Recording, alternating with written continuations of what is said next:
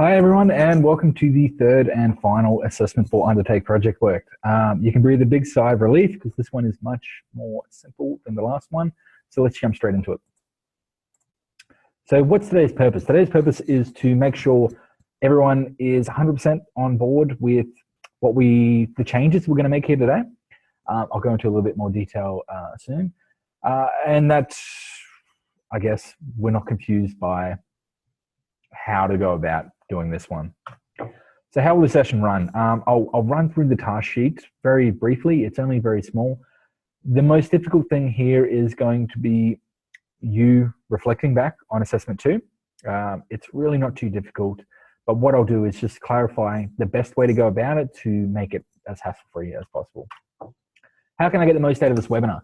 Now, make sure your assessment 2 has been marked as satisfactory by your mentor. You cannot do assessment 3 until assessment 2 is finished. Apart from that, you should by now be very familiar with your own work and shouldn't really have an issue doing any of this. Just make sure you've read through the task sheet before watching this webinar, so nothing will really come as a surprise. What happens after the webinar? After the webinar, submit your assessment and you will be done with this unit. It's really not too difficult, this one. It can just be a bit confusing as to what we're asking you to do. If you do have any confusion after this one, or you want to jump straight into the next unit, get in touch with your mentor. So let's get started. Essentially, what's happening in this assessment is we're taking the proposal you did from assessment 2, and we're going to change the amount of money you have in your budget and the amount of time you have to complete your task. So what you'll be doing is going through and editing your work from assessment 2 to create a revised project plan. So let's have a look at what that means. So assessment task 3. The project plan has been completed and the team is required to monitor and review the project. You have been advised that there has been a decrease of 25% in the time available for the project and an increase in the budget of 12%. Your team must establish what effect this will have on the responsibilities of staff, the schedule, the project finances, resources, and quality and risk management. So what you need to do here is I would copy the document you used in assessment 2, leave the original one, and open it and start there to start editing. You need to prepare the following revised documents: your work breakdown schedule, your Gantt chart, your budget, your risk management plan, and any changes in resources, human or physical, required to undertake the project. So what we're getting you to do here is you're going to edit it. Now you're going to change these things here, but starting from the beginning, the first thing you'll probably change is your executive summary and your introduction. Just very briefly mention that this has happened. Just say, that there's been decrease in time and an increase in budget by this much, and changes have been made. What you'll be doing here, it really depends on your project. If you have a decrease in time and an increase in money, that could affect your project in a lot of different ways. Your work breakdown schedule, you may remove tasks or activities from this. Keeping in mind, depending how much time you originally gave yourself, you might not have time to get it done now. You might get more done. You might have an increase in the budget and you can hire more staff members. It's up to you. For each of these documents you've changed, I want to see a little memo underneath giving a brief summary of what changed and why. So you might say, we've removed this task because of time constraints, or we've introduced this, or we've done this because we have more money. At the end of this assessment, I want to be able to see that you've gone through your document, changed everything that was needed, and just left a little note saying, hey, this changed, this is why. The Gantt chart, you've got less time, so it's going to be squished, but essentially, hypothetically, you've got, you can get more people to help you with it. You've got more money. So you might find that with more money, you could run more tasks simultaneously in less time. It's up to you. It depends on what you initially proposed and what would be feasible to change now. The budget. So obviously the budget's going to change because we've had an increase in money. So you might have, like I mentioned before, you might be hiring more workers, you might be getting more equipment. So add that in, change the budget, make sure the budget reflects what it is now. The risk management plan. You are going to run into more risks if you have less time, generally speaking. Things might be rushed. So you might not have as much time to prepare for the task. You know, if you've got big excavating going and you've got to do that at the same time as you're building a garden bed next to it, it's going to create new risks. So really take that into account. Your risks don't necessarily have to change, but make sure you put that detail in there to show how they've been affected and if the approach to them has been changed. So you might, let's say hypothetically you're doing that one, and you've got, beforehand you had digging one day and then the next day you had building. Now you've got them on the same day. Your approach might change, that you need new signage, you need new people there, anything. It depends on the project. It could be anything. But just make sure that I can understand that you've considered it and you've factored that in.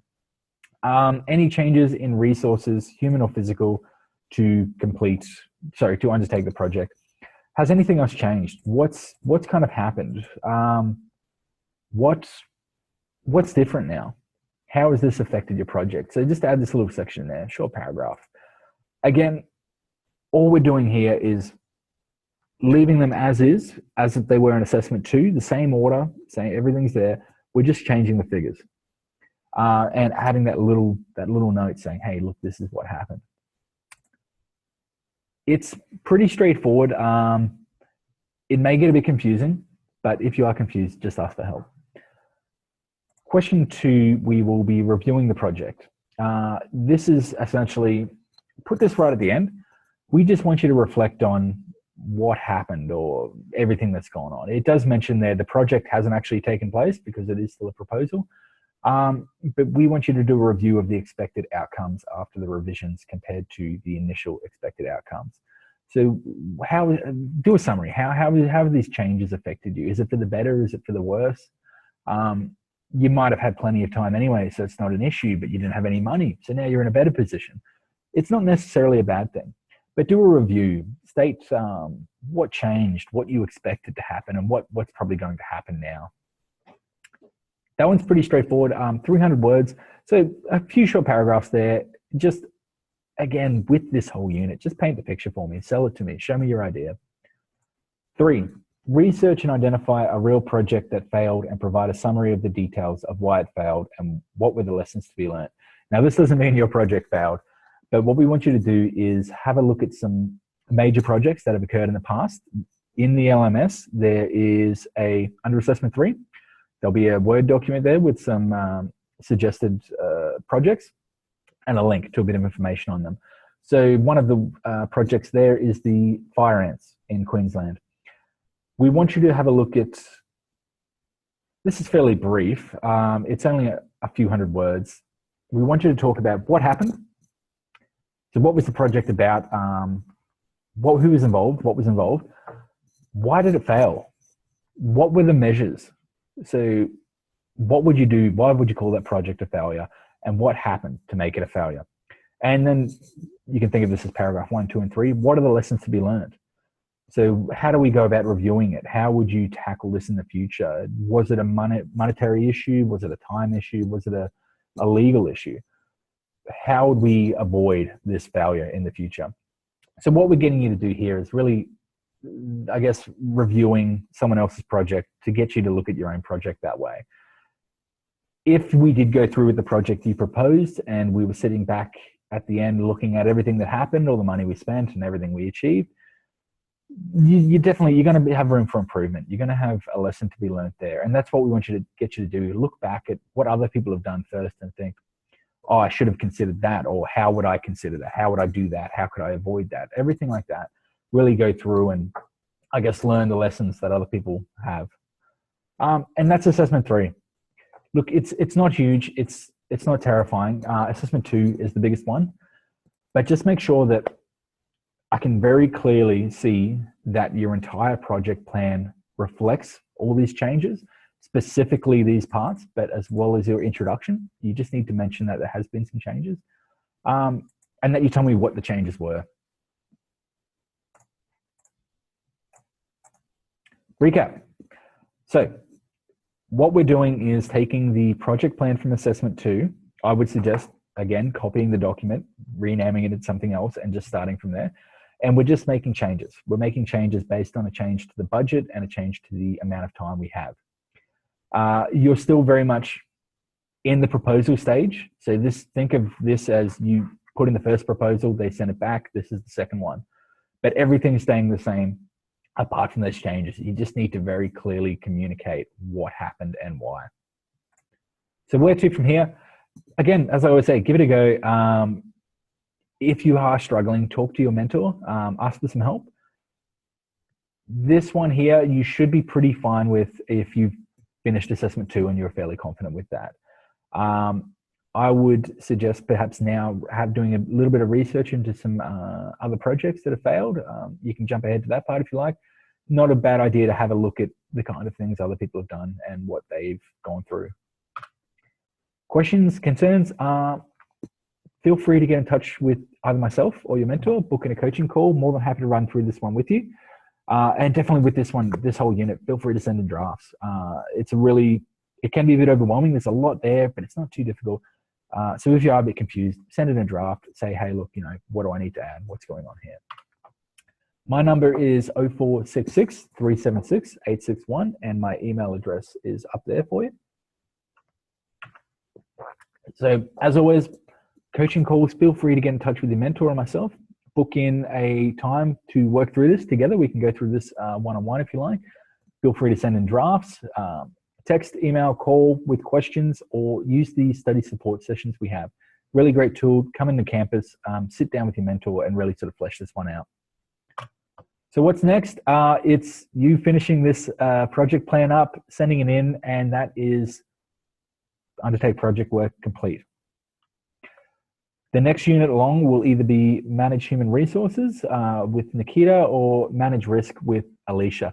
So we'll have webinars for those two just to help you through some of those units.